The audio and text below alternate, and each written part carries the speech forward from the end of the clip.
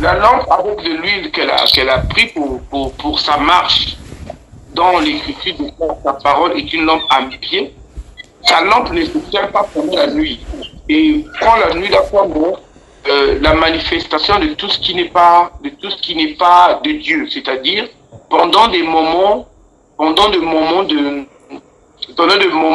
comment on peut appeler ces moments-là, pendant les moments où peut-être d'aucunes vont perdre les ailes, les épreuves dans le désert, dans ces genres de choses, ce type de femme-là, la femme-là, sa lampe ne s'éteint pas. C'est-à-dire, sa marche est toujours guidée par l'évangile, par la parole. Parce que la vertu dont on parle de la femme vertueuse n'a rien à voir avec la vertu sociale aussi. On voit plutôt d'abord le côté esprit. Tu suis un peu?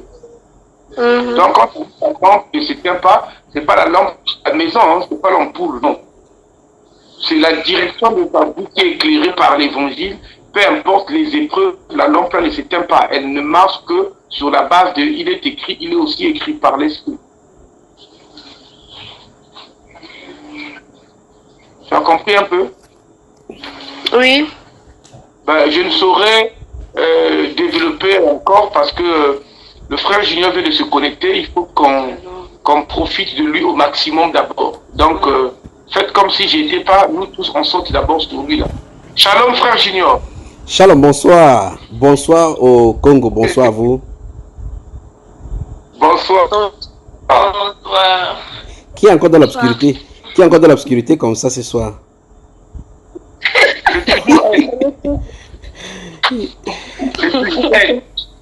Mais depuis j'essaie de me connecter là-bas, le frère Teba, je vois ça s'éteint, on appelle, ça s'éteint, mais je ne peux même pas me connecter. Ah bon? J'étais de travailler avec certains frères d'abord au Bénin. Depuis j'attendais que vous me fassiez signe quoi. Oh, j'avais lancé l'appel depuis ça fait une quinzaine de minutes qu'on a commencé. J'ai vu, mais comme je n'ai pas encore fini là, j'étais de résoudre le problème. Mais il y a notre femme des États-Unis là avec qui il travaille aussi. Alors, oui, le frère Arsène, il est où? Il a dit de marcher il va se connecter d'une minute à l'autre. Il a dit que qui a dit que la vidéo bouffe beaucoup de data. C'est lui. Bonsoir à tous les enfants, bonsoir bébé, bonsoir à toutes les femmes. Bonsoir. Bonsoir bébé. Bébé là, vous avez chassé les enfants pourquoi?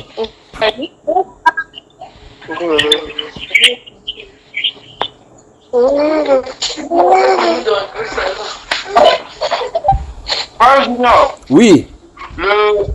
Le nouveau frère qui vient de se connecter, donc vous voyez qu'il est dans là. Wow. C'est lui le frère Ibong, le frère qui était entre les quatre murs dans la correction du Seigneur parce que il s'amuse un peu trop là. Le prophète Bonsoir mon frère. Bonsoir, shalom. Que la grâce et la paix de notre Seigneur Jésus-Christ vous soient multipliées. Amen.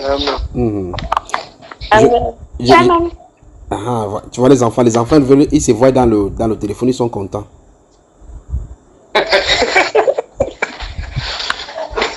Alors, je suis à votre service. Toute question biblique reçoit des réponses bibliques.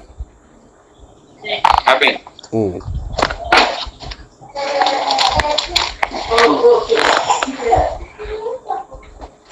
Le frère Arsène vient de se connecter. Ce soir, il n'est pas en train de marcher dans les rues.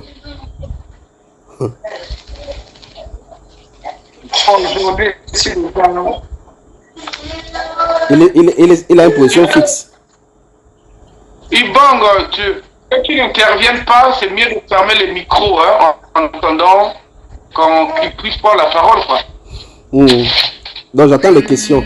Regarde c'est comme les autres sont en partage là qu'il va voir recevoir. D'accord, donc je disais ceux qui n'ont pas vous ouvrez les micros au fur et à mesure hein, pour permettre que nous puissions nous écouter les uns les autres. Quoi. Oh, oh. Je suis en train de refouler un appel d'entre là. Moi, quand même, nous avons nous déconnecter 6 000. C'est pas vrai. Poser des questions avant que on entre dans la soirée tardive et le sommeil commence à prendre les gens ici. Il y a des gens ici, ils savent que bientôt ils auront sommeil, quoi. D'accord. Je coupe mon micro pour laisser aux autres le temps de poser leurs questions. À vous la parole.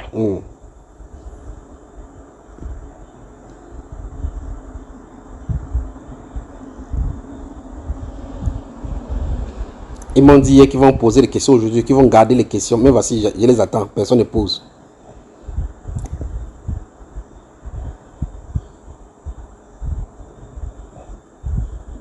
Bon, comme les autres n'ont pas de questions. Ils ont des questions, ils ont des questions, ils ont des questions. Donne-les. Ne t'inquiète pas, frère, ils ont des questions. Ne t'inquiète pas, ils vont sortir des questions. Je crois qu'hier, nous avions abordé un sujet. Frère, il veut toujours dire frère Melchi. Frère Hassan avait abordé un sujet hier, c'est là où ses data sont finis. Nous avons amorcé la partie de calendrier, la notion de calendrier avec le juif messianique dont il a parlé. Et il a parlé des 5000 ans, ils sont à 5000 quelque chose. Et pour lui, il disait qu'il manque encore une centaine d'années, des siècles encore avant que la fin du monde arrive. Et nous avons commencé à développer cela. Et j'ai pu établir dans la première partie en disant que sans toutefois toucher le cadre de l'eschatologie ou bien encore de la chose apocalyptique concernant la fin du monde, j'ai touché la première partie pour montrer que le calendrier dans lequel nous fonctionnons là est totalement faussé. Et vous avez vu comment on a essayé de rétablir selon ce que Dieu a dit. Donc je vais faire un comeback, un feedback par rapport à cela. Et je vais chuter exactement là où nous avons chuté hier et pour permettre au frère Hassan de poser la question pour qu'on prenne la partie qui concerne donc la profondeur des Écritures concernant la venue du Seigneur Jésus-Christ, la fin du monde et la correspondance avec le calendrier juif. D'accord?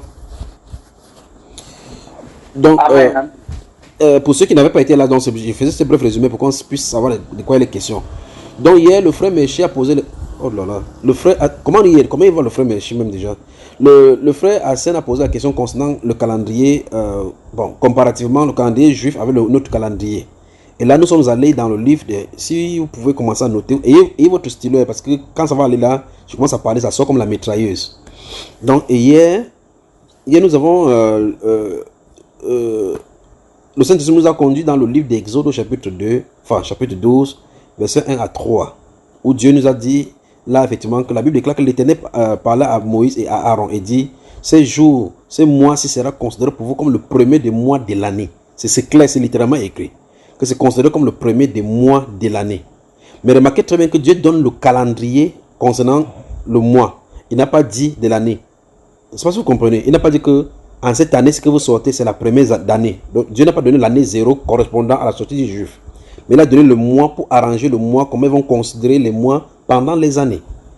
Vous me suivez, n'est-ce pas? Comme les micros sont fermés et que ça correspond déjà, à chaque fois que je demande si vous me suivez, vous faites juste la main comme ça pour que je sois sûr que vous m'entendez, quoi. D'accord? Are you getting me, please? Thank you very much. Thank you. Donc, dans cet Exode chapitre 12, nous avons vu le verset 1 à 3 que Dieu a dit à Moïse et à Aaron de donner au peuple juif la chronologie, le départ des mois de l'année.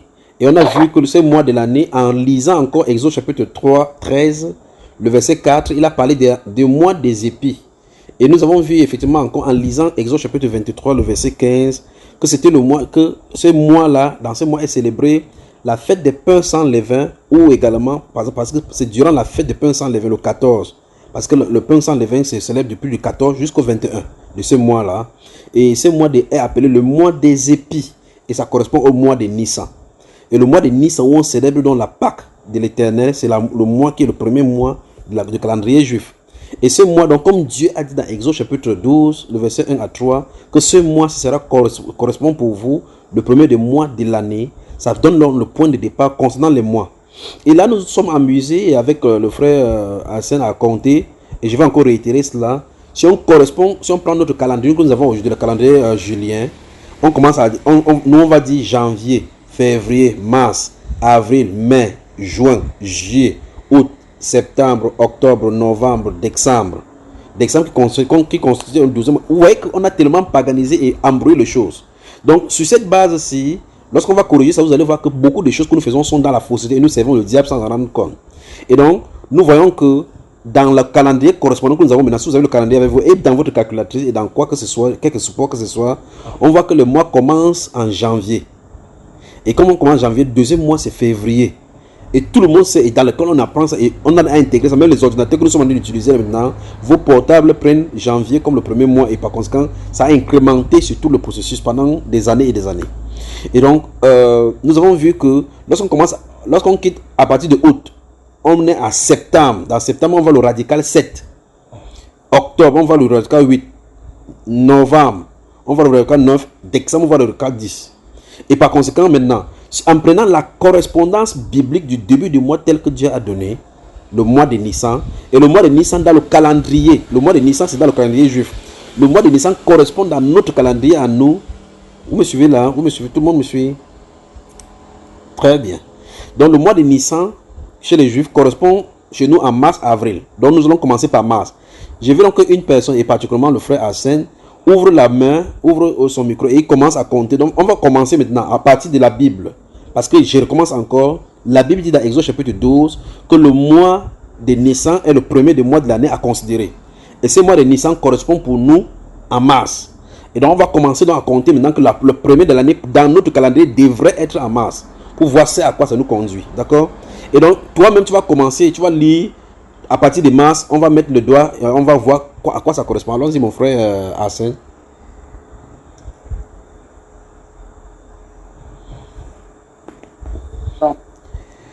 Je vais dire mars. Oui. Avril. Oui. Mai. Ça fait 3. Oui. Juin. Juin, ça fait 4. Juillet. Oui, ça fait 5. Août. Ça fait 6. Septembre. Stop. À cet instant, on commence à voir que ça commence à rectifier, n'est-ce pas? Tu vois que dans septembre, on voit qu'il y a 7 qui correspondent déjà. Octobre. Octobre. Ça fait 8e mois. On voit que ça correspond encore, n'est-ce pas? Novembre. Qui correspond à 9, effectivement, ça correspond, oui. Décembre. Décembre, ça fait 10. Donc, et on voit que dans décembre, ce sont les mots latins. Et effectivement, on voit qu'effectivement, ça concerne. D'accord, ça correspond effectivement au 10e. Et par conséquent, le 11e mois, c'est janvier. Oui, et le 12e mois, c'est février. C'est février. Donc, vous voyez clairement que toute l'humanité est trompée, pas vrai? Amen, amen. Et donc, j'ai expliqué que ce sont parce que les Romains avaient plusieurs divinités et ils ont commencé à... on fait les semences, les guerres en fonction des différentes divinités qui gouvernent les mois et les jours et les semaines. Et donc, ils ont commencé donc, le mois par Janus, parce que Janus c'est le dieu des portes chez les Romains. C'est pour ça qu'ils ont commencé, ils ont réitéré maintenant, parce que chaque empereur qui venait, comme ce sont des empereurs païens, chacun faisait à sa guise. Il y a Julien, il y a Auguste qui coupait le date, on coupe sur le février, là on dit que comme c'est l'année bissextile, on divise par 4, on nous soustrait, on ajoute chaque... Oh non, c'est quand même terrible. Et donc vous voyez que à partir de cet instant, ils ont fixé le calendrier, le début de l'année au dieu de la porte appelé Janus. Et quand ils fixent au dieu de la porte appelé Janus, ça c'est leur fonctionnement. Et c'est dans ce fonctionnement qu'il y a là. Alors avec ça, on peut dire avec la Bible que la Bible est vraie en disant que le prince de la puissance de l'air, c'est le prince de ce monde. C'est normal, comme il est un prince de mensonge, c'est normal qu'on marche dans le mensonge qu'il a institué. Le monde entier est sous la puissance du malin. Et par conséquent, quand Dieu donne sa date, il fait tout pour donner sa date. C'est pas si vous comprenez. Quand on dit qu'il est Dieu des portes, vous voyez que même là-bas, c'est toujours l'usurpation du Père du nom de Jésus. Parce que dans Jean chapitre 10, la Bible déclare que Jésus est la porte des brebis. D'accord, frère? Et s'il est la porte des brebis, on voit clairement que ça correspond à lui. Maintenant, allons un peu avec le calendrier dit après Jésus ou avant Jésus. Avec notre correspondance maintenant. Vous remarquez que vous risquez d'entendre des choses qui vont vous déranger. Mais c'est quand même vrai. Comment Jésus peut naître en 6 après Jésus.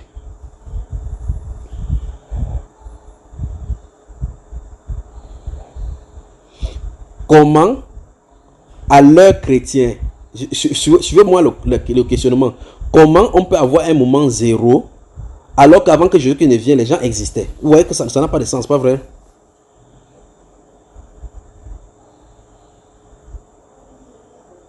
Amen, ça n'a pas de sens. Très bien. C'est Denis le Petit, toujours les prêtres catholiques là, avec leur pensée tordue des Romains là.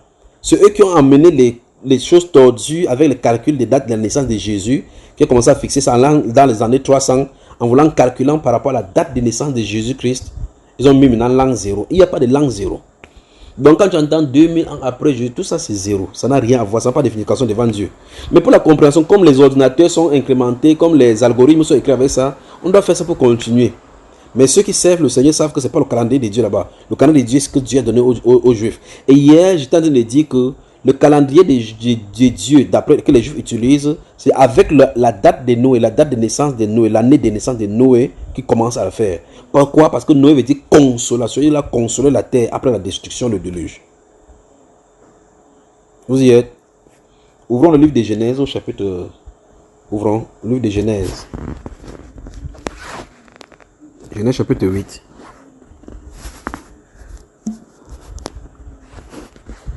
Genesis.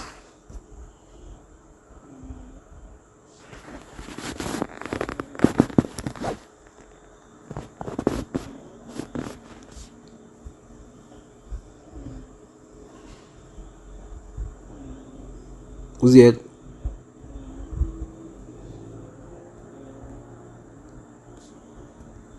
Personne ne parle ici ou quoi? Quel verset? Vous êtes prêts pour lire? Il y a le chapitre 8.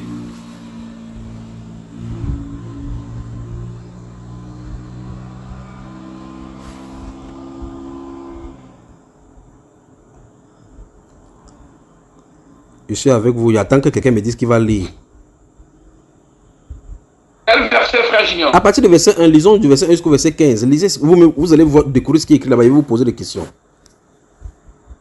Genèse 8, à partir du premier verset. Dieu se prend de Noé, de tous les animaux et de tout le bétail qui est avec lui dans l'arche. Et Dieu fit passer un vent sur la terre et les eaux s'apaisèrent. Les sources de l'abîme et les écluses des cieux furent fermées et la pluie ne tomba plus du ciel. Les eaux se retirèrent du dessus de la terre, s'en allant en s'éloignant, et les eaux diminuèrent au bout de 150 jours. Le 7e mois, le 17e jour du mois, l'arche s'arrêta sur la montagne d'Arab. Alors, arrêtez-nous d'abord là-bas et commentons. La personne qui est en train d'écrire la Genèse, c'est Moïse à qui Dieu a donné la révélation. Bon, vous aussi, honnêtement, avec moi, acceptons au moins que Satan est tellement aussi bête pour ne pas nous faire croire que on va mettre ici là maintenant l'an 600 avant Jésus-Christ. Parce que le repère n'est pas avant Jésus-Christ. Ce n'est pas sur Jésus-Christ que le repère doit être. D'accord, frère? Il n'y a pas ce calendrier, donc dans les lointaines époques, de cette époque-ci, les Romains ne figurent pas. C'est vrai que plus tard dans le chapitre 11, 10, ils vont sortir maintenant en Babylonie avec Nemrod. Ils vont commencer la gestation, vont commencer là-bas à être puissants sur la terre pour donner la sémence des Romains qu'on va avoir, l'empire romain qu'on a aujourd'hui. D'accord? Donc, mais ce qu'on a de dire ici, la question que je vais vous poser, c'est que quand Moïse dit le 6e jour, ou bien le 2e jour, ou bien du 3e mois, tous les mois qu'il a d'utiliser là, il utilise par rapport à quel calendrier? On doit se poser la question. C'est-à-dire que quand il dit ça, ses interlocuteurs, ceux qui le lisent, comprennent qu'il parle de quelle année. On doit se poser ces questions. Et c'est à partir de ces questions qu'on va commencer à comprendre que lui, il n'avait pas, ou bien encore eux, ils n'avaient pas de problème pour la compréhension de l'année dont il est en train de parler. Sinon ça poserait problème au lecteur. Donc eux, ils n'avaient pas de problème. D'accord, frère? D'accord. Vous en avez quel chapitre là? Chapitre 8. Bon, rentre au chapitre 7, lis les versets 6, 7 et 8 encore. Genèse chapitre 7. Le verset, commençons à partir du verset 6. 6, 7 et 8. Noé avait 7 et 8. Noé avait 600 ans lorsque le déluge fut sur la terre. Et Noé entra dans l'arche avec ses fils, sa femme et les femmes de ses fils pour échapper aux eaux du déluge. Très bien. Donc on a de repérer, écoutons bien. Donc on a de repérer tout l'événement qui s'est passé par le déluge par rapport à la vie de Noé. Et le verset 11 clairement dit quoi? Le verset 11. Le verset 11 dit, l'an 600 de la vie de Noé, le second mois, le 17e jour du mois, en ce jour-là, toutes les sources du grand abîme jaillirent et les écluses des cieux s'ouvrirent. Là, vous avez votre repère avec le calendrier juif. C'est on ne peut plus clair, n'est-ce pas? L'an 600 de la vie de Noé. Par cette parole-ci, la Bible déclare qu'il a de vouloir parler par rapport à Noé. Donc l'événement est calculé par rapport à son année. Initialement, on dit que il avait 600 ans lorsque le déluge vint sur la terre. Et on donne le mois et le jour. Et ce mois dont Dieu a de parler, quand il parle aux Juifs en disant que deuxième mois, c'est parce qu'il a dit ça. Remarquez bien que... Qu'est-ce qui se passe ici là? Qu'est-ce qui se passe là? Vous m'entendez là? L'écran c'est devenu bizarre là. What is going on here?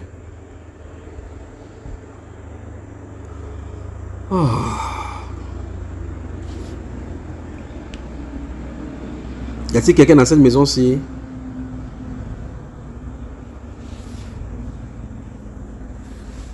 Qu'est-ce qui se passe là? Vous m'entendez? Mais voilà, merci. Qu'est-ce qui se passe?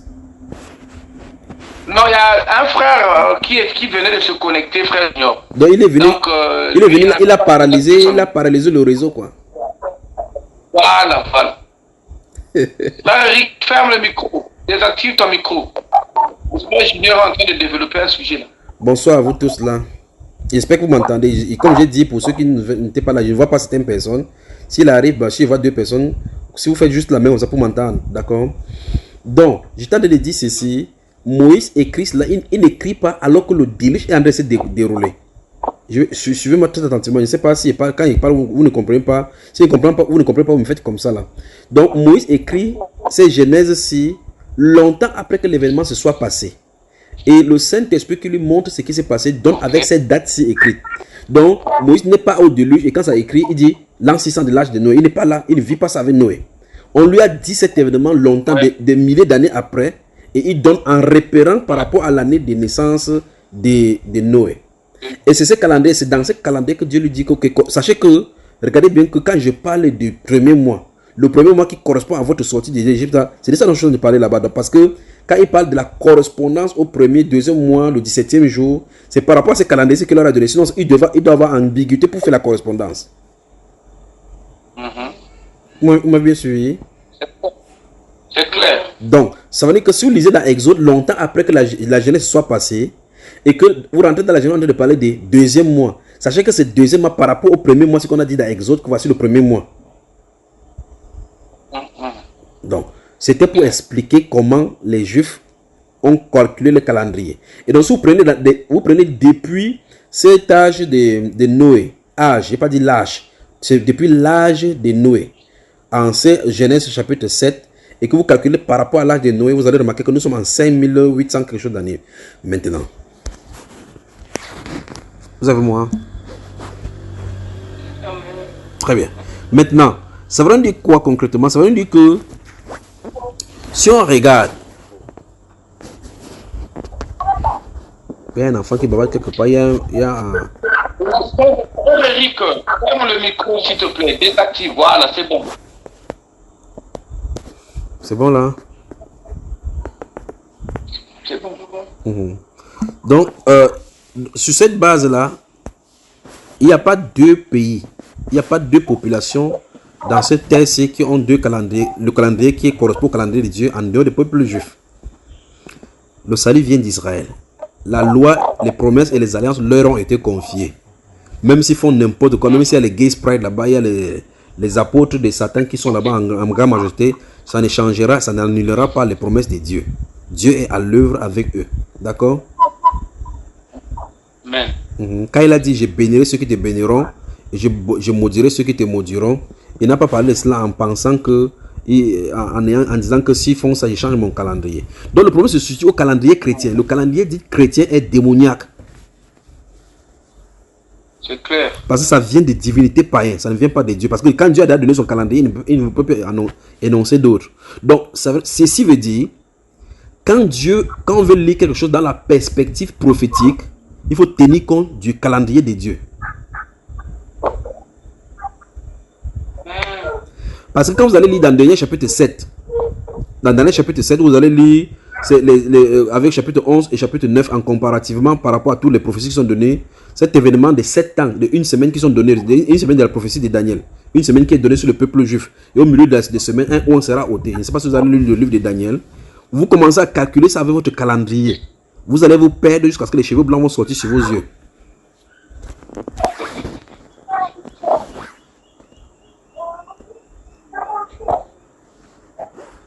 Frère Eric, ton micro. Frère Eric, désactive le micro, s'il te plaît. Il est là. Est-ce qu'il entend même? Peut-être il dort. Frère Eric, désactive le micro. On entend les enfants parler derrière. C'est celui qui ne sait pas. Peut-être qu'il. Alors, peut-être qu'il n'était pas déjà. Bon, jusque-là, de toute façon, le c'est pas grave. Jusque-là, est-ce que c'est le frère qui a posé la question hier concernant le calendrier? Est-ce que c'est compris jusque-là? Très bien. Amen, amen, c'est Très bien. Maintenant, vous allez remarquer que quand on calcule ces choses-ci, on va dire maintenant que Jésus-Christ est né en l'an 4 avant Jésus. Comment quelqu'un va naître par rapport à que Jésus est né en l'an 4, entre l'an 4 et l'an 5 avant Jésus-Christ? Vous voyez qu'on a un problème. Et c'est pour cela que par rapport au calendrier romain, vous allez voir que quand vous allez voir calculer les choses de la Bible, vous allez voir, on va dire que le Nebuchadnezzar, la déportation des Juifs à Babylone avait lieu en moins 526 avant Jésus-Christ. Parce qu'ils ont fait un repère orthonomé, comme avec les abscisses, où il y a un temps zéro, il y a des âges négatifs.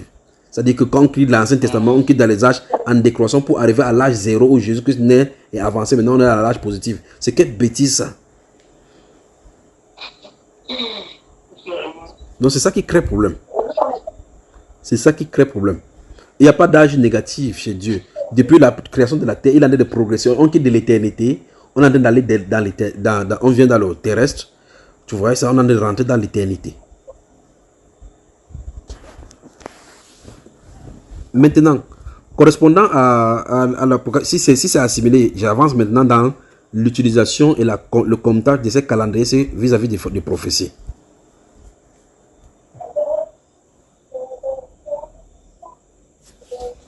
Amen, amen. Première chose, le principe de l'écriture dit qu'aucune prophétie de l'écriture ne peut faire l'interprétation, objet d'interprétation particulière. Car ce n'est jamais par une volonté d'homme qu'une prophétie a été faite, mais c'est les hommes poussés par le Saint-Esprit ont parlé de la part de Dieu. Les hommes démontrent et déversent les oracles de Dieu. D'accord? Les gens vont commencer. Il y a un endroit dans les Saintes Écritures, Apocalypse chapitre 13, particulièrement le verset 18, où la Bible parle que celui qui a l'intelligence de la sagesse, et c'est l'intelligence, celui qui a l'intelligence de la sagesse, que celui qui a l'intelligence calcule le nombre de la bête, c'est un nombre d'hommes, et son nombre est 666. Vous avez vu ça dans les Écritures?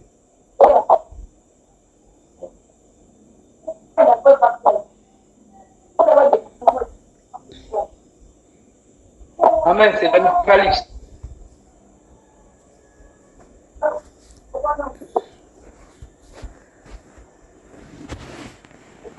Je ne sais pas si vous m'entendez.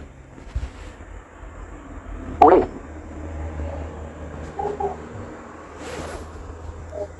Très bien. Quel téléphone? Non. Ok, donc vous voulez vous donc qu'on passe, vous voulez vous qu'on passe donc à l'étape qui en a de parler?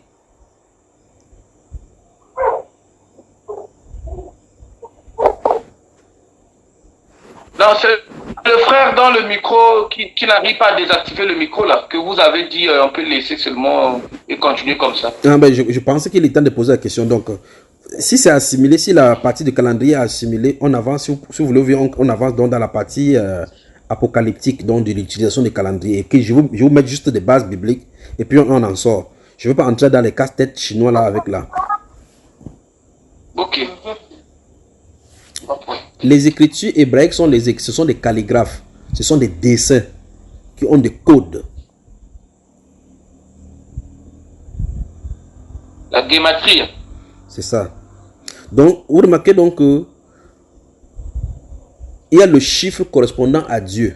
Il y a le chiffre correspondant, en tout cas, tout être a le chiffre en correspondance, d'accord? Ça, c'est dans le domaine, je ne sais pas s'il pourrait me faire comprendre là maintenant. Par exemple, si vous remarquez très bien dans le chiffre correspondant à la mission du Messie, ça correspondant, la même correspondance avec le chiffre du serpent. Donc le Messie avec le serpent ont la même correspondance. Et ça montre clairement que spirituellement, ils vont avoir lieu sur la terre. Donc, avec ça, c'est tellement exaltant que tu peux savoir si ta femme... Il va dire là maintenant, vous avez comme ça, dit que tu peux connaître, si tu connais, je vais vous lancer ça là maintenant, si vous voulez. Vous pouvez en faire bon usage. Si vous connaissez votre nom hébraïque, et vous connaissez le nom de votre femme hébraïque, vous pouvez savoir si vous correspondez.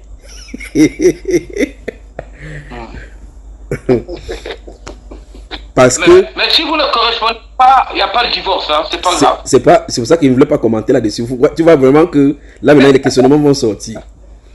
Donc tous ceux qui sont dans la Bible, que vous voyez qui sont ensemble, si vous calculez le nombre, vous allez voir que les nombres correspondent. Il y a une acquaintance quelque part. Je suis de vous expliquer ça pour montrer le calcul par rapport au calendrier juif. Dieu ne fait absolument rien pour rien. D'accord? Maintenant, pour que je puisse expliquer bien ceci, je veux que nous lisions quelque chose dans les Saintes Écritures. Ouvrez le livre d'Ésaïe au chapitre 7. Vous me lisez les versets 10 à 15. Ésaïe 7. Ésaïe 7. Verset 10. Une autre personne, ou bien vous préparez entre temps, vous préparez Actes des Apôtres chapitre 1 et chapitre 3. Je vais m'y étaler aussi.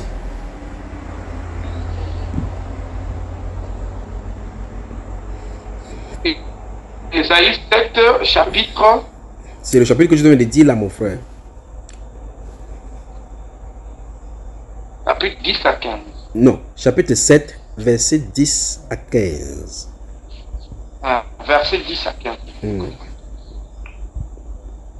Je peux y aller si tout le monde est prêt. L'Éternel parla de nouveau à Achaz et lui dit: demande en ta faveur un signe à l'Éternel ton Dieu. Demande-le. Soit dans les lieux bas, soit dans les lieux élevés. Achaz répondit: je suis bien. Achaz répondit: je ne demanderai rien. Je ne tenterai pas, l'Éternel. Et il dit alors: écoute donc, maison de David, est-ce trop peu pour vous de lasser la patience des hommes, que vous lassiez encore celle de Dieu? Verset 14. C'est pourquoi le Seigneur lui-même donnera un signe. Voici, la jeune fille deviendra enceinte. Elle enfantera un fils et elle lui donnera le nom d'Emmanuel. Merci. Très bien. De la crème et du miel, jusqu'à ce qu'il sache rejeter le mal et choisir le bien. Très bien. Maintenant, j'aimerais que tu me places dans le contexte. On parle de qui ici et de quoi? De quel événement parle-t-on ici? La naissance du Messie. La naissance du Messie. Si tout le monde est d'accord, levez juste la main que c'est de lui dont on parle. Très bien. Maintenant, je vais que relisons encore du verset 10 et puis je te dis stop. Quand je te dis stop, tu t'arrêtes. Ok, verset 10. L'Éternel parla de nouveau à Akaz et lui dit, demande en ta faveur un signe à l'Éternel ton Dieu. Demande-le soit dans les lieux bas, soit dans les lieux élevés. Akaz répondit, je ne demanderai rien, je ne tenterai pas l'Éternel. Et Esaïe dit alors, écoute donc, maison de David, est-ce trop peu pour vous de lasser la patience des hommes, que vous lassiez encore celle de Dieu?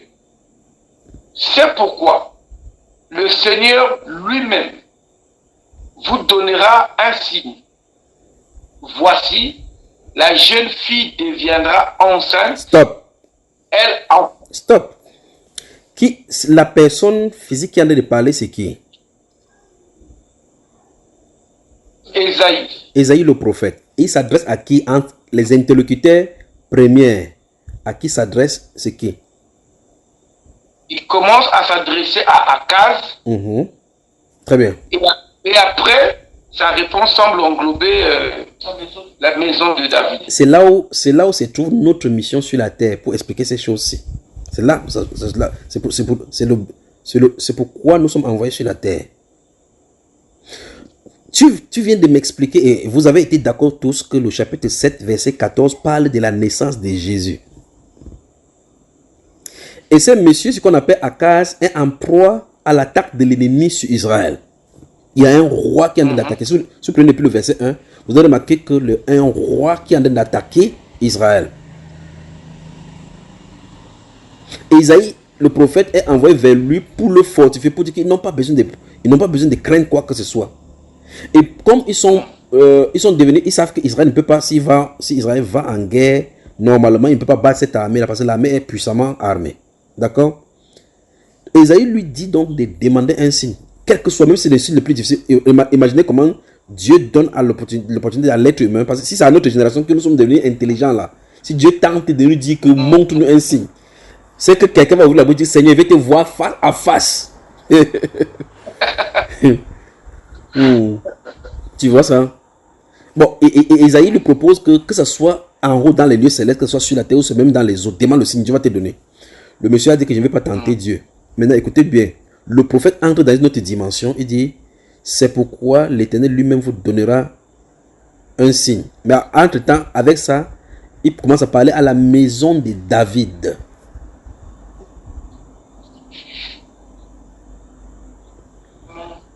La question que je veux poser maintenant. Le monsieur Akaz qui était là avec ce roi, parce que c'est le roi avec ses acolytes.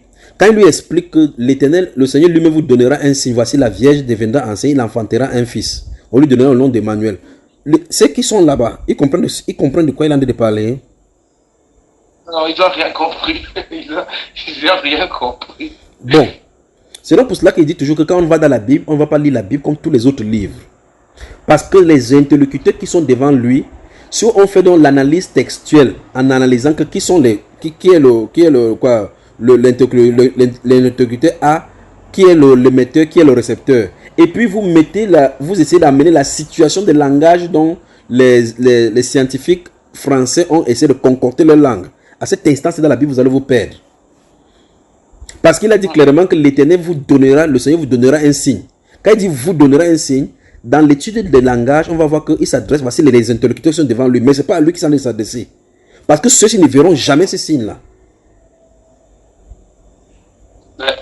Puisque quand Jésus naît, cette parole s'est écrite 800 ans avant que lui ne vienne. Est-ce que Akaz a vécu 800 ans avant qu'il ne vienne pour voir le signe de Jésus? Non.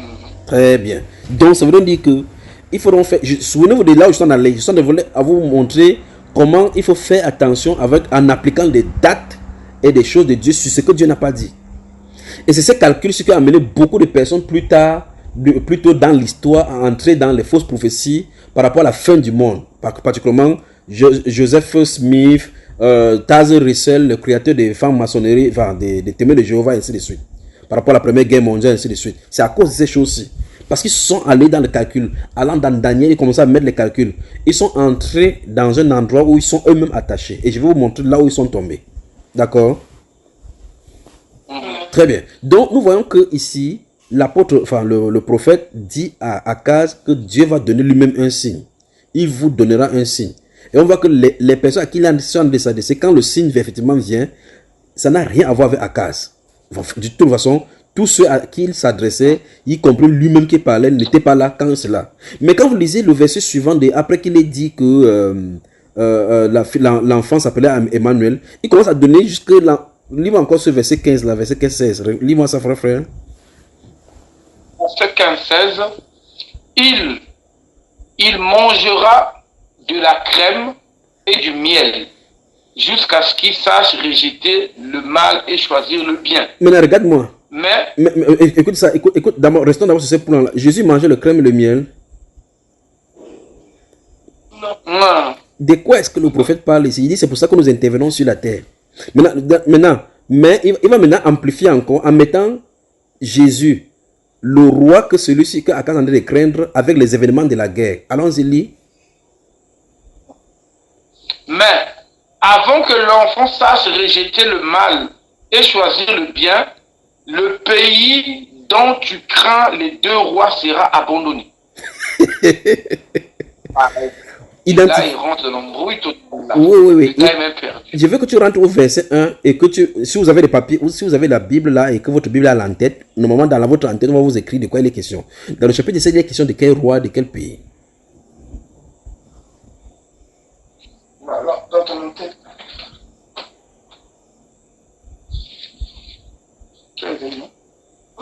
Si vous ne connaissez pas, lisez juste le verset 1, 2 et suivant. Allons-y. Vous allez découvrir ça. D'accord.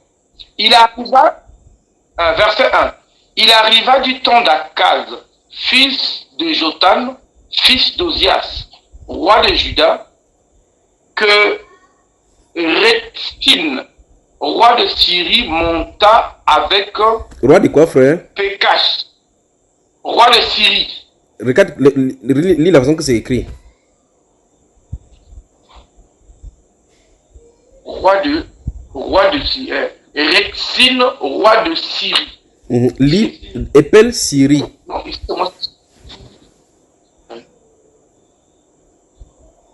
je peux continuer? Épelle le nom du pays dont tu as vu. S-Y-R-I-E.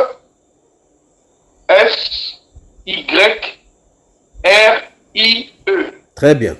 Donc, on a identifié, il y a deux rois là-bas. Et regarde maintenant le verset 16. Maintenant, on a identifié le pays. On a identifié les noms des deux rois qui attaquaient Akaz. Et Akaz, fils de Jotam, avait peur de ces rois-là parce qu'il avait peur, d'accord, de les affronter. Allons-y maintenant, lisons le verset 16. C'est qu'ils ont dit d'eux. Le verset 16.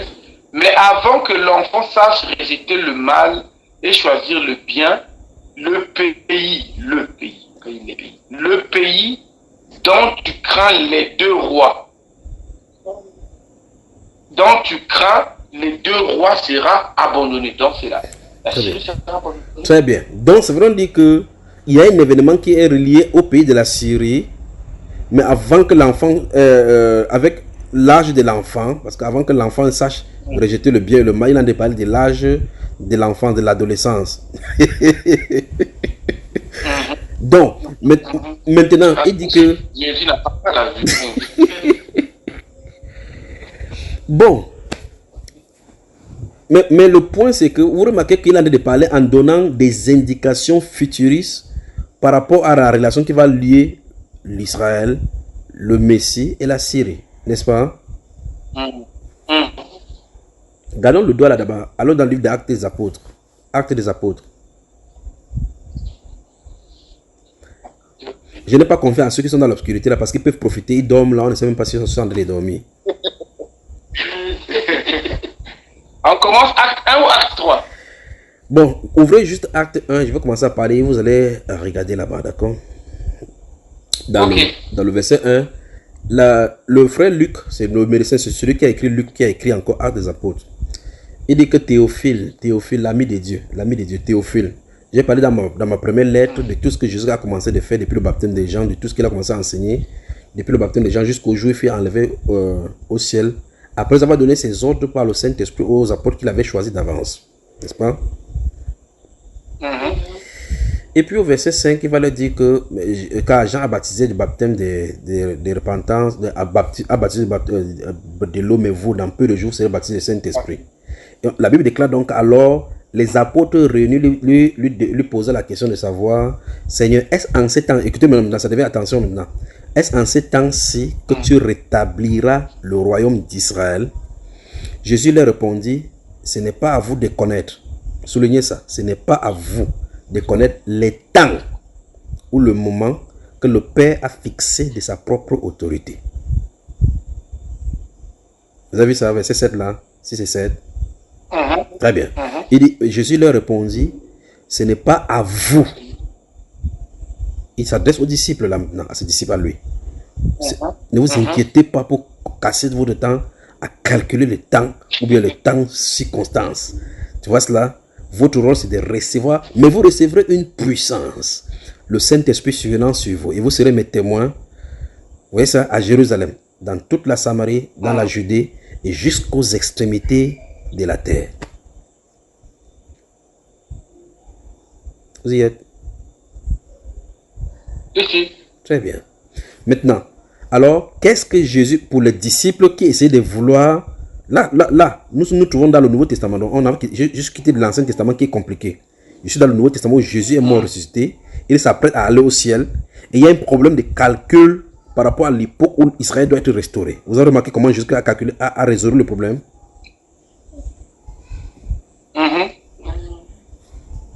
Ce n'est pas à vous de connaître les temps ou les moments que le Père a fixé de sa propre autorité. Donc le temps et les moments sont entre les mains de Dieu. Nous, notre rôle, c'est de recevoir le Saint-Esprit et témoigner. Il a dit que quel que soit l'endroit où il y a le cadavre, là aussi s'assemblera les aigles.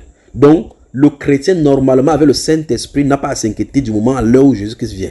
Il doit juste veiller. Parce que dans la Bible, si vous lisez chapitre 24 et chapitre 25 de Matthieu, il le dit clairement. Parce qu'on dit que est-ce à nous seulement que tu dis que veiller? Quelle est cette serviteur fidèle que Dieu a établi sur les gens pour donner la nourriture?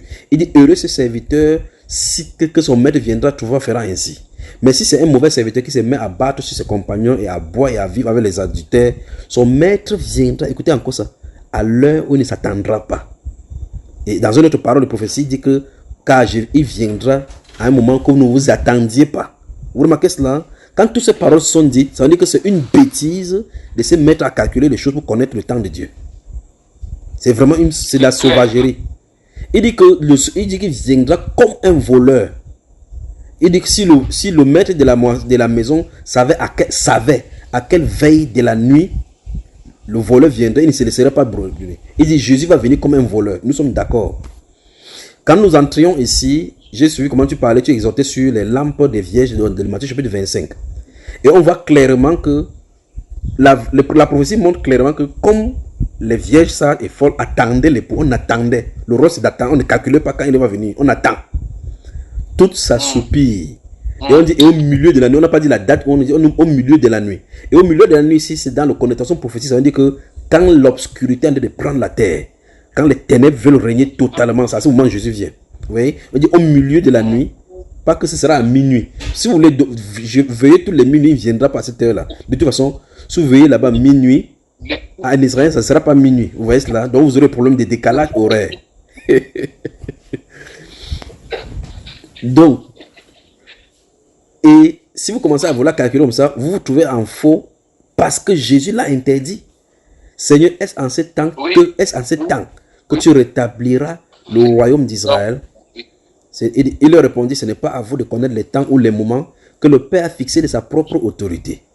Mais vous, il dit, mais vous, voici votre rôle, voici ce qui devrait vous préoccuper. Recevez la puissance du Saint-Esprit et allez témoigner partout. Donc ne vous écoutez pas de cela, parce que quand, là où il y a les cadavres se trouvent, là ça semble les aigles, pof. Donc l'enlèvement, il va trouver tous ses enfants. Souvenez-vous quand Jésus est mort et ressuscité et qu'il y avait tellement l'embrouille sur la terre, qu'ils eussent été sur les champs en train de marcher pour aller à Emmaüs, Jésus les trouvait sur le chemin. Qu'ils étaient en bordure de Tibéria, en train d'aller pêcher dans la nuit, il était en bordure, en train de les appeler. Mes petits enfants, à vous attraper quelque part au poisson. Il connaissait où tous ces enfants se trouvaient. Personne ne faisait défaut. Qui se réunissent dans une chambre haute quelque part en train de prier parce qu'ils craignent les Juifs. Les agents de renseignement de la synagogue n'étaient pas au courant où ils étaient, mais Jésus savait où ses enfants se trouvaient. Là où il y a le cadavre, là ça semble les aigles. D'accord? Donc, n'entrez pas dans la terminologie de la Kabbale juive mélangée avec le Talmud de Jérusalem, avec le calcul messianique. Bon, je vous pose la question. Les Juifs qui avaient la Torah quand Jésus venait, ils avaient la langue parce que l'hébreu biblique est différent de l'hébraïque parlé qui est ancien. Parce que les langues sémites ont peut-être des variantes souvent. Maintenant, les Juifs qui avaient la Torah ou Jésus, parce que souvenez-vous, quand vous suivez Jésus de Nazareth, vous lisez en français, parce que vous êtes content comme je suis content là. Ils ne lisaient pas ça en français. Ils ne lisaient pas en anglais ni en autre langue. C'est en araméen et en hébreu qu'ils lisaient. Et quand Jésus parlait, il parlait en araméen, ils entendaient en araméen. Donc, ils parlaient leur patois, qu'on dirait, ils sont à l'aise dans les langues. Ça veut dire, normalement, ils devraient comprendre son langage. Mais il a dit, pourquoi ne comprenez-vous pas mon langage? Parce que vous n'êtes pas mes disciples. Oui? Vous sondez les Écritures, croyant avoir en elles la vie, mais c'est elle qui rend témoignage de moi. Donc, sachez que, avec vos pensées tordues, francisées, si vous voulez aller entrer à apprendre la langue juive, pour essayer de calculer les choses de Dieu, pour comprendre ce que Dieu dit, la révélation de ta parole est claire. Seigneur Dieu du ciel, Père, je te loue de ce que tu as caché toutes ces choses et que tu les as révélées aux enfants.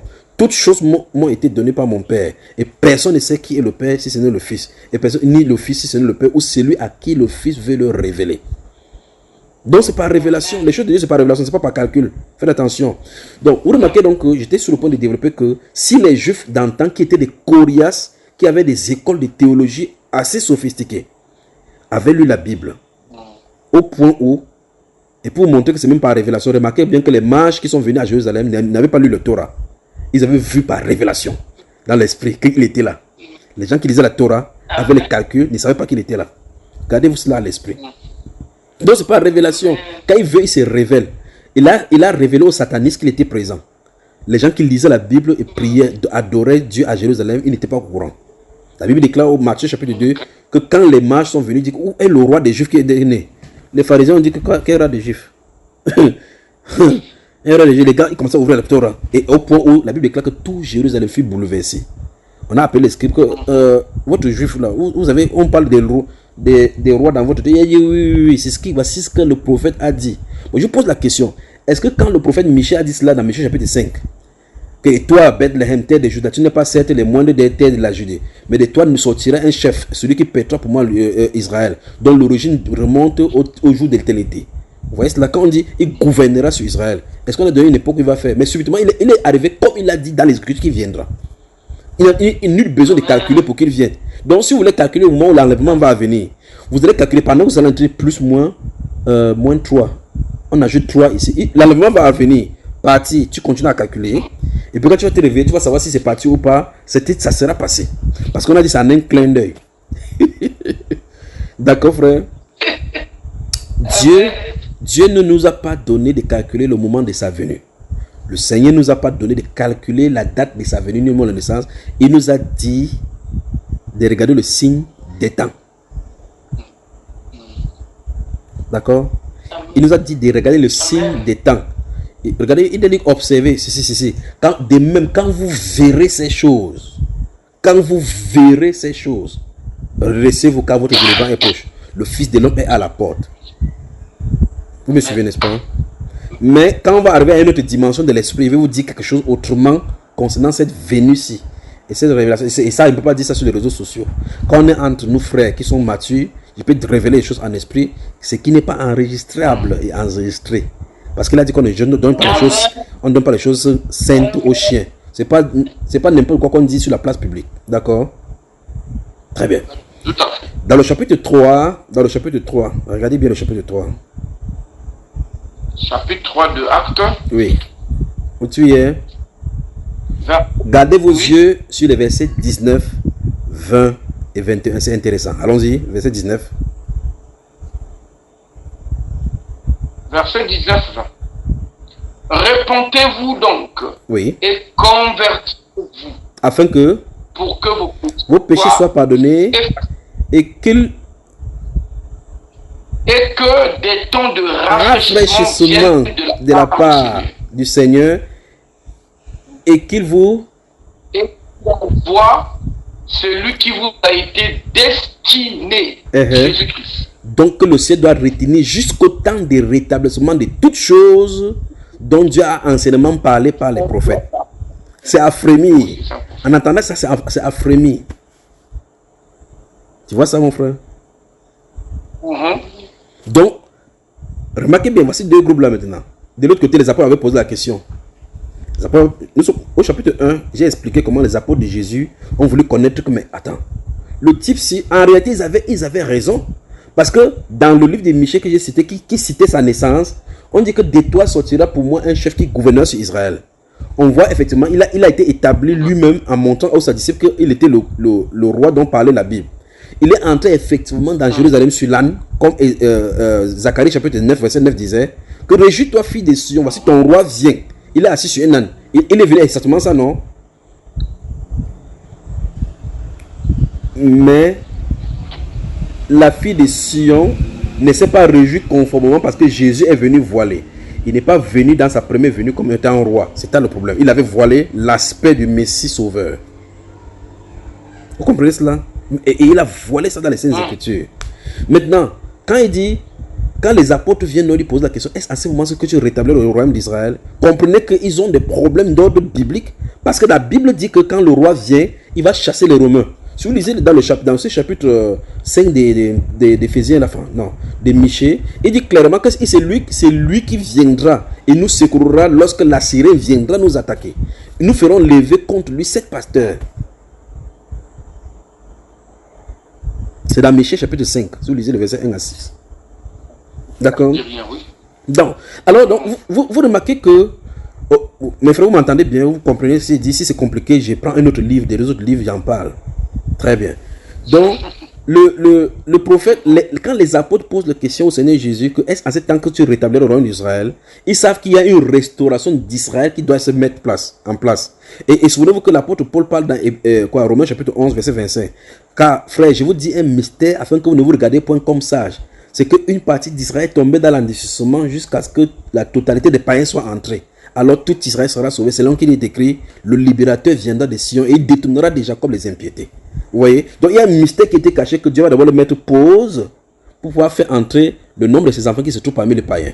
Et quand ils vont venir, maintenant Dieu va revenir vers les Juifs pour dire, si vous lisez Zacharie chapitre 11, verset 13 et suivant, il va dire que, si on lui pose la question d'où te vient cette blessure entre les mains, il dit, je l'ai reçu chez les amis. C'est ceux qui m'aimaient. Vous voyez ça, frère? Donc, le voile des enfants d'Israël pour que les païens puissent entrer. C'est pour ça que l'apôtre Paul est l'apôtre des gentils pour les faire entrer. Pour les appeler à entrer. Donc, ces apôtres, ils ne comprenaient pas que dans le mystère de l'évangile de Dieu, il y a une partie du voile qui est destinée à Israël pour que les nations louent le Seigneur. Pour que les nations invoquent le même Dieu que les Israël. C'est pour ça que c'était scandaleux à la naissance de l'Église, pour qu'on voit comment les Juifs et les païens commencent à fédérer ensemble. Ils disent, mais qu'est-ce qui se passe? Vous voyez? La première fois que le Saint-Esprit descend sur la terre, il fait que le Saint-Esprit parle de toutes les langues. 19 langues étaient représentées à Jérusalem. Parthe, Mater, Édomite, tout ceci, ceux qui viennent de la Pamphylie, ainsi de suite, des Roms, des Crétois, Arabes, tous louaient Dieu en cette langue-là. On a dit du jamais vu, parce que Dieu était lu, c'était uniquement en hébreu. Shema Israël. Vous ne pouvez pas dire Shema Israël, écoute Israël, vous dites ça en notre langue, pour louer Israël. Vous louez le Dieu d'Israël, vous commencez comment? Et on a commencé à louer langue. Maintenant, vous commencez à lire maintenant. Oh, Zambé, Zambé, oh. Mais vous commencez à lire, vous commencez à chanter Zambé dans votre langue. Qui vous a donné l'autorité? Quand un juif te voit comme ça, il dit que regarde-moi les goïms là. C'est-à-dire que les gens des nations, dont les païens. Mais le psaume, dans le psaume, c'est prévu par prophétie que je te louerai parmi les nations. Comment on devait louer Dieu parmi les nations si l'évangile ne va pas là-bas pour sanctifier les lèvres? D'accord, frère? Donc, ces apôtres ici avaient raison de demander au Seigneur que, mais en fait, la question qu'il voulait poser à Jésus, c'est ceci. Et Zacharie chapitre 9, verset 9 dit, réjouis-toi, fille de Sion, car ton roi vient. Il est assis, il est doux et humble, monté sur un âne. Donc, identifiez-le, voilà. Effectivement, il est entré à Jérusalem, monté sur un âne. Mais on s'attendrait à ce qu'il parte dans le temple où se trouve, comment il s'appelle? Dans le royaume des héros là-bas, il parlait chasser là-bas. Il n'a rien à faire avec les Romains. C'est dans le temple qu'il commence à chicoter les gens. On voit un roi qui passe même pour chicoter les gens. Il renverse les tableaux des gens. Vous voyez cela? Les gars ont attendu que Jésus en découse avec les Romains. Peut-être qu'ils disaient qu'il va créer un parti comme Judas le Galiléen avait fait 400 ans plus tôt et il a amené les gens dans le désert et il les a fait tuer. Comme Gamaliel va dire plus tard.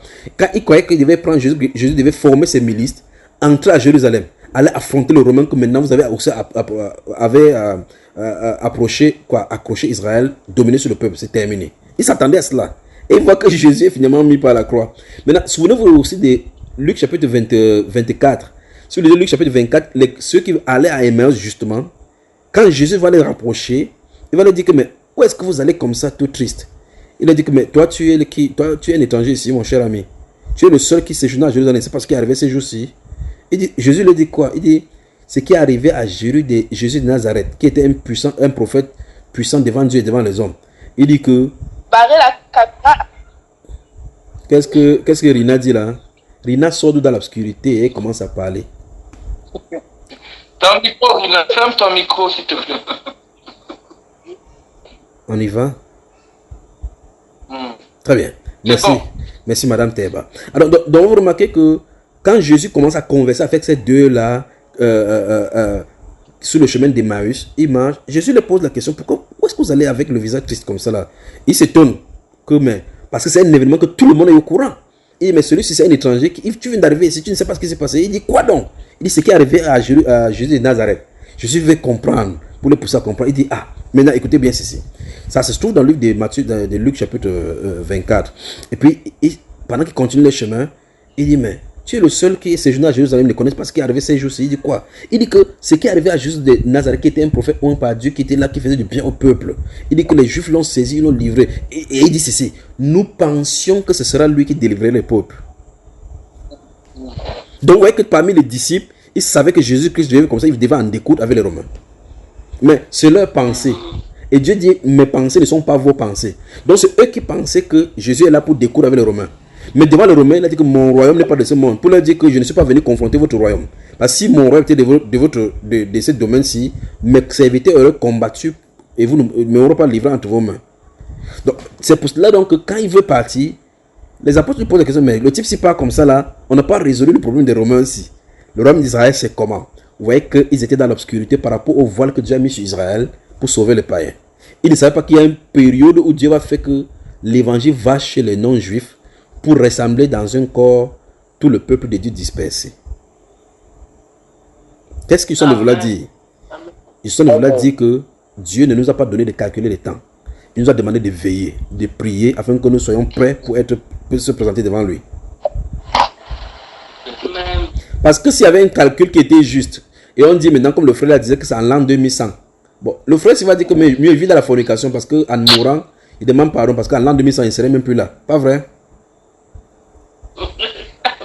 Imagine que Ésaïe le prophète se lève là maintenant et commence à dire, comme Jonas l'a dit à Ninive, qu'encore 40 jours et Ninive sera détruit. Encore 40 jours, l'Éternel détruira la grande ville, Ninive, la grande ville. Imaginez que Ésaïe sort, et puis un prophète sort et commence à prophétiser par l'Esprit de Dieu. Nous sommes le 15 juillet 2023 par exemple. Ce qui correspond dans le calendrier juif au 26 du mois de Tammuz, l'an 5783. D'accord? Très bien. Donc, supposons qu'en ce moment-ci, et que le prophète commence à prêcher que le 13 du mois de Nissan, l'an 5784, donc l'année prochaine, au mois de Nissan, le 13, le Seigneur viendra. Tout le monde va se mettre en ordre, même un païen. Tu vois? Et si on fait comme ça, ce sera par les œuvres. Chacun va s'arranger par les œuvres pour être conforme au Seigneur. Dieu veut que ce soit par la foi, pour que ce soit par grâce. Amen. Amen. Et si on fait de cette façon-ci, comme je t'en ai indiqué, ça sera parce qu'on a peur de Dieu, peur des représailles. Or, on ne sait pas Dieu parce qu'on a peur des représailles. C'est à cause de l'amour dont il nous a manifesté que nous venons à lui dans l'humilité. Amen. Amen. Amen. Très bien. Donc, je peux dire, donc, au sortir de ces questions-ci, le frère Melchi Hassan, pour dire, laissez de calcul aux calculatrices, témoignons pour la grâce de Dieu, vivons dans la sainteté en attendant le Seigneur Jésus, dans ce monde pervers et corrompu, portons le flambeau, brillons dans le ténèbre pour être la lumière du monde, celle de la terre, pour essayer de nettoyer autant que possible la puanteur tout autour de nous et cette décadence qui se pourrit. D'accord, frère? Amen. Clair et compris. Très bien. Que Dieu vous bénisse. Maintenant, la question d'hier, la deuxième partie de la question d'hier par rapport à les calculs apocalyptiques et le problème de la notion de la Bible et les calculs étant donc dissimulés, étant donc nettoyés, je suis à votre service encore pour les éventuelles questions. D'accord. Frère Teba, tu ne poses pas de questions, laisse les gens poser les questions. D'accord, frère Junior, j'allais juste te présenter. S'ils ne posent pas de questions, je vais leur en poser, ils vont nous répondre. Parce qu'ils ont la Bible devant eux. D'accord.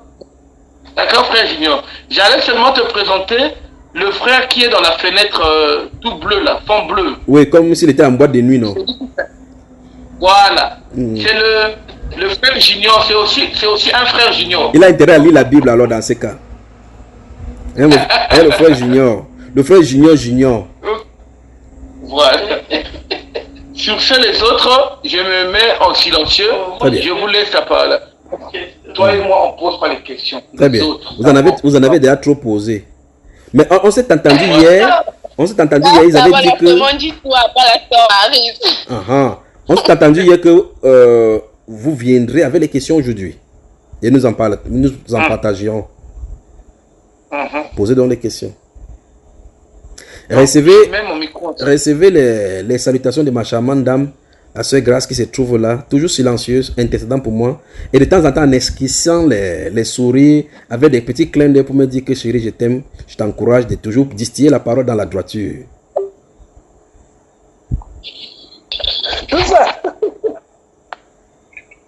Vous riez seulement. Elle vous salue aussi. Alors, je peux poser ma question. La sœur Maryse rit seulement, elle sourit seulement. Quand elle parle de la sœur Grâce, elle rit seulement. Quand tu vas goûter son dolé, si tu viens ici, tu manges le dolé, tu vas dire à ton mari que vous déménagez partout là, vous venez ici au Cameroun. C'est moi qui te dit.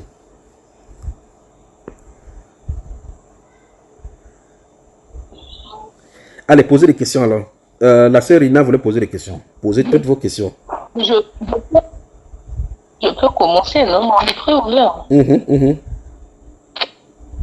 Ok.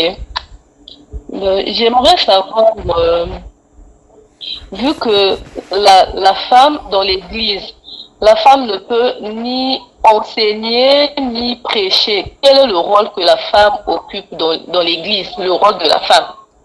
Le 26 du mois de Tammuz, l'an 5783, on pose encore ces questions-ci. Ce qu'on va faire, c'est que... Oui, ce qu'on va faire, c'est que le frère Teba, puisque les enseignements sont distillés déjà, le frère Teba va prendre ceci et mettre dans le forum ce que nous avons déjà enseigné. Tu vas écouter d'abord ce qui a été dit. Et s'il y a des zones d'ombre encore, la prochaine séance, tu veux pour que nous éclairions. D'accord? La sœur Grâce sera disponible pour vous dire cela. Déjà maintenant, avant cela, je vais corriger la question. Tu as dit que si la femme ne peut ni prêcher, ne peut ni prêcher ni enseigner. Elle peut le faire, elle peut. Je vous dis chaque fois, gardez-vous de bien prononcer les mots, le verbe pouvoir et devoir. Elle peut. Le verbe pouvoir découle de la capacité qu'a une personne à faire ou à exercer quelque chose. Le verbe devoir maintenant interroge son droit à le faire. D'accord. Donc si tu poses la question que est-ce que la femme peut enseigner, la réponse est clairement oui, elle peut le faire. Puisque les femmes enseignent, tu les vois. Mais la question maintenant c'est est-ce qu'elle doit le faire? Oui.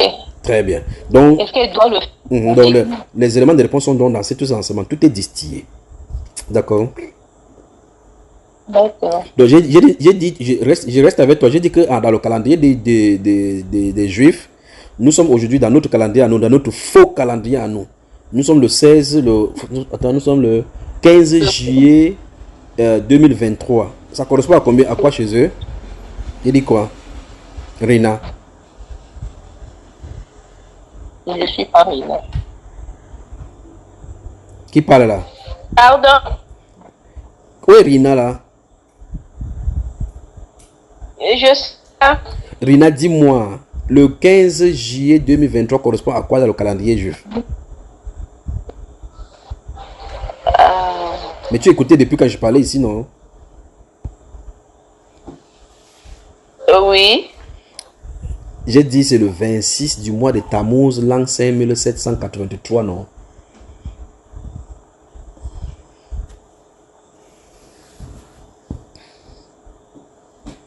Donc ça veut dire, sachez que quand le 1er mai, le 1er janvier, tu dis que bonne année, mon frère. Sachez que vous célébrez le diable, l'esprit du mensonge. Sachez donc ça. Quoique ce serait bien que ce soit bien dit comme ça, que ce soit clair. Parce que ce n'est pas le début de l'année. Juste parce que vous voyez que les gens font des traversées. Ils font des choses que non, ils font comme ça pour bien traverser, pour commencer l'année. Ou commencer quelle année? Ah. Que voici, nous sommes le 31 décembre, c'est la fin de l'année. Ah bon? Tu parles. Continue. Des questions?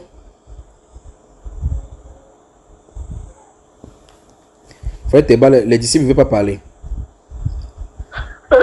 Frère Junior, Oui.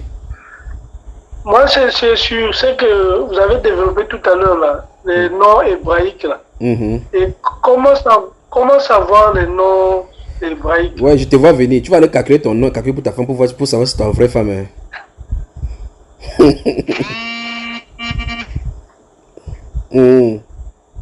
Hein, mon frère? Non, je veux juste savoir.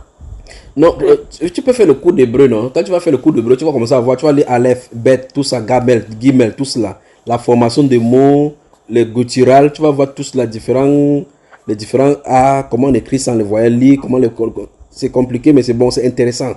Quand tu vas finir de faire tout ça, maintenant, automatiquement, tu vas savoir. D'accord?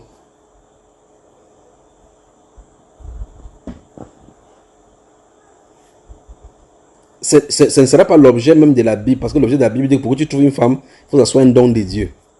Donc tu vois que tu vas finir de calculer ça, il faut te connecter à Dieu pour que Dieu te donne la vraie qui te connecte à toi. Celui qui trouve une femme a trouvé le bonheur, parce que c'est un don qu'il obtient de l'Éternel, n'est-ce pas, frère?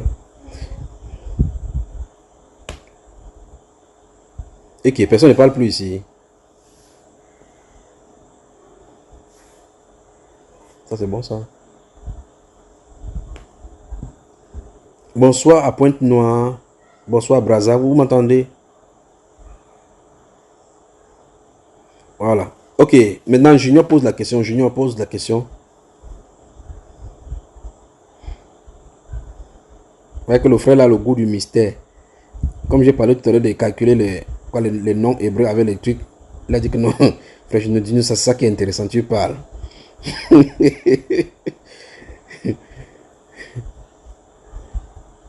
Alors, Junior, allons-y. Y a-t-il des questions? Non, j'ai pas de questions.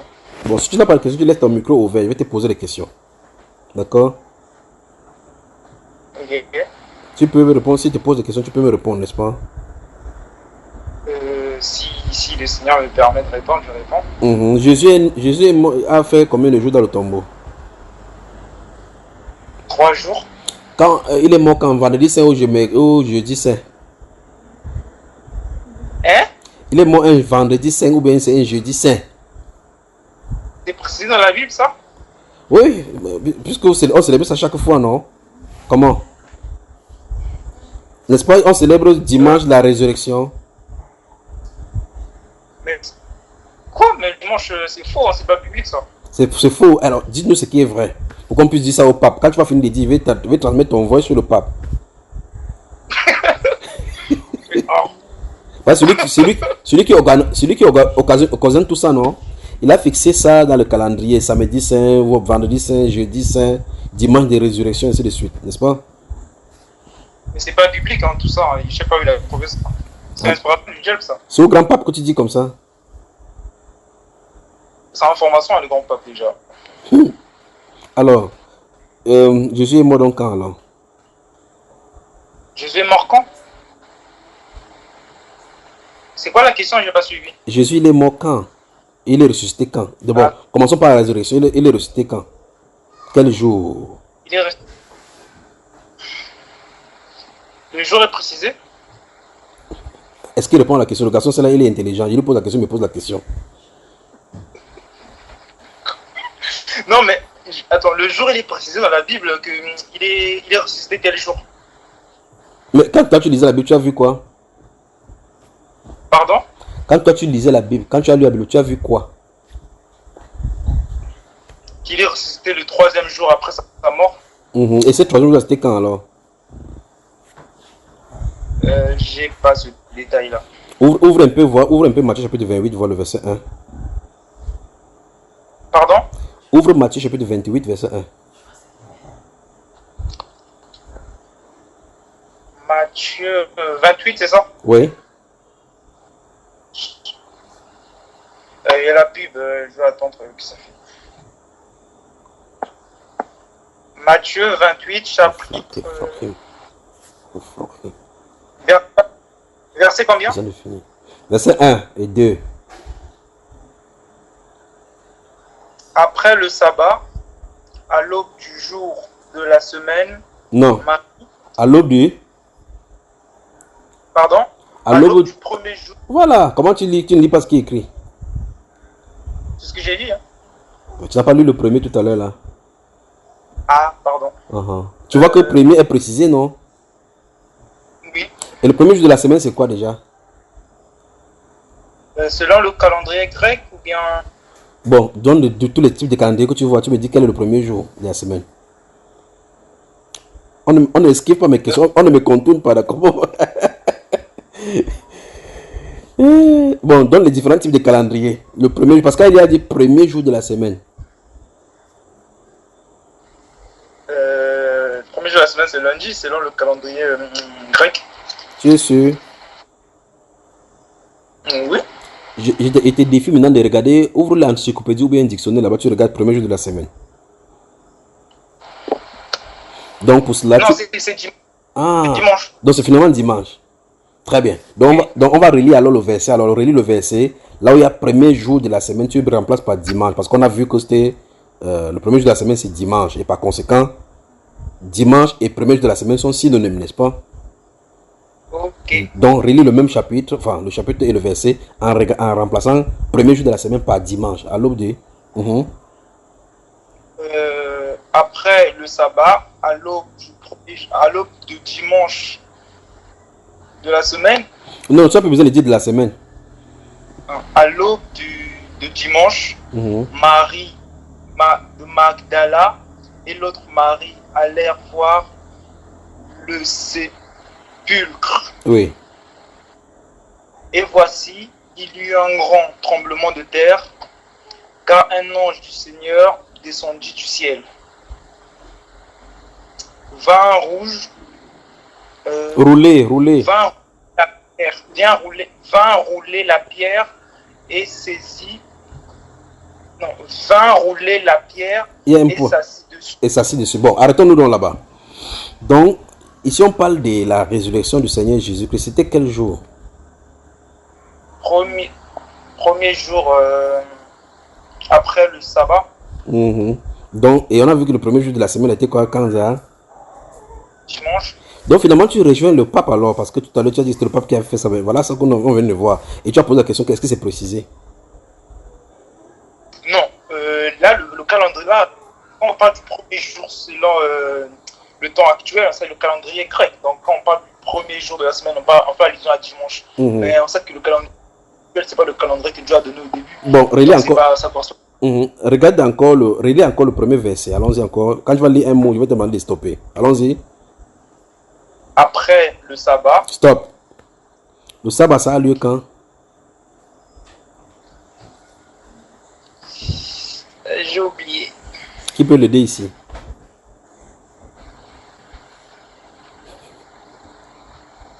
Le sabbat, ça a lieu du soir du vendredi jusqu'au samedi. Donc ça veut dire que c'est samedi. En un mot, c'est... C'est samedi. C'est samedi. Et par conséquent, le lendemain après samedi, c'est quand? Dimanche. Ça veut dire que la correspondance est mise, n'est-ce pas? Donc on ne peut pas se tromper. Alors je pose donc la question encore à Junior. Quand est-ce qu'il est ressuscité?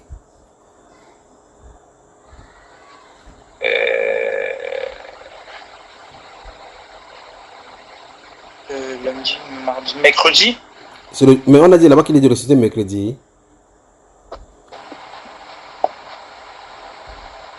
Je suis perdu, j'ai pas compris. La question que je pose c'est, ce passage-là dit que Jésus est ressuscité quand? Quel jour de la semaine? Le premier jour, du coup le dimanche. Donc ça veut dire que tu rejoins le pape alors? Donc le pape c'est ton ami?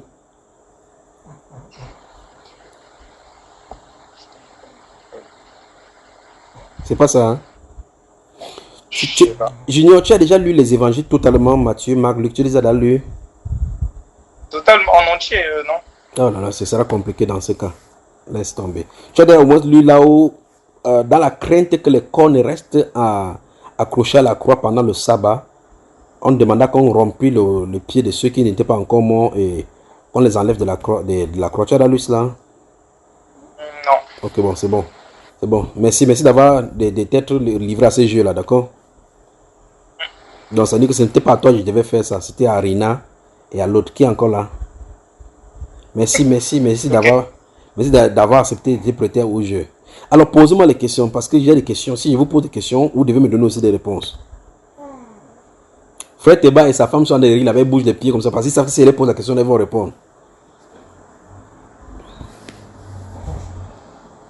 Alors posez-moi toutes vos questions. Il est 22h51 ici à Douala au Cameroun. C'est la même heure à Pointe-Noire.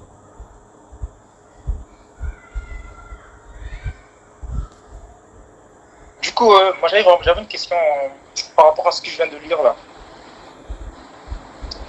Du coup, Jésus est vraiment le dimanche ou bien? Mais qu'est-ce que tu as lu? Là où tu as lu, qu'est-ce que ça te dit quoi? Le verset que tu as lu? Et après le sabbat, le premier jour, et dimanche. Mais est-ce qu'on a dit qu'il est ressuscité le dimanche là? Est-ce que le verset là dit ça? Non. Donc c'est toi qui as interprété que ça dit qu'il est ressuscité dimanche. On n'a pas dit ça. Donc ça veut dire qu'il faut lire encore, d'accord? Il faut relire. Allez, posez des questions.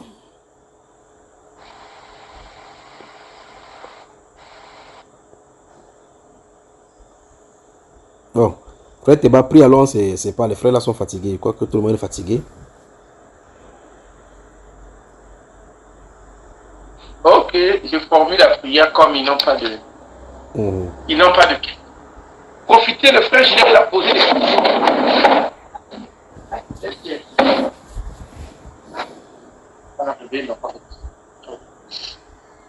Prions. Frère Teba, pendant qu'on y est, après cela, il faut mettre le lien concernant la résurrection de Jésus là, dans le forum. Comme ça, ils vont suivre. Ils auront le temps de suivre, d'accord? Là, je mettrai les deux liens pour le rôle de la femme de l'église et là où la retraite. Oui, quel Jésus sais-tu? Que le Seigneur te bénisse. Allez, on y va. Attends, fais sortir l'enfant qui vient se réveiller. On va prier. Père Saint, nous te louons, nous te rendons grâce car il t'a plu, Père, de nous rassembler ce soir autour de ta parole. Tu sais, toi seul, Père, les interrogations que nous avions et de par ton serviteur, Père, tu as répondu à nos questions. Nous te disons merci. Merci, Père, de mettre en nous toujours la soif de ta parole, de mettre en nous le zèle dans la compréhension, dans la recherche, dans la lecture, dans la répétition de la prière, pour l'édification de tous. Merci, Père, pour ton serviteur ce soir. Bénis-le, garde-le tout le travail que tu l'as confié. Accorde-lui le zèle, Père, la disponibilité de servir toutes les personnes que tu as mis autour de lui pour sa mission sur terre. Nous te disons merci. Merci pour ce soir. Permets que ce que nous avons entendu, Père, puisse nous fortifier, puisse nous faire tenir debout pour l'évangile et ne pas être entraîné par tout vent de doctrine. Que cette soirée, par ta grâce, soit une nuit de repos pour tous tes enfants.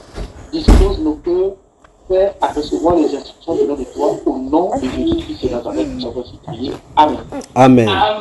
Amen. Amen. Amen. Amen. Amen. Amen. Frère, Frère Junior, oui. Du coup, moi, j'avais mes 2 listes de questions que j'ai même pas ébauchées. Donc, je garde. Pour demain. J'avais mes 2 listes pour moi-même. Oui, pour demain, plaisir Seigneur. J'attends de vous. Si vous appelez demain, on travaille. Tu les épuises alors. Il n'y a pas de problème. Nous, tant que tu es disponible, on en profite. Moi, je te demande une question. Non, il fait mieux. Tu lances ça demain. On met ça demain. Shalom, bonne soirée à tous alors. Allez, bonne nuit. Que le Seigneur vous bénisse, que le Seigneur vous bénisse, que le Seigneur vous bénisse, que le Seigneur vous bénisse.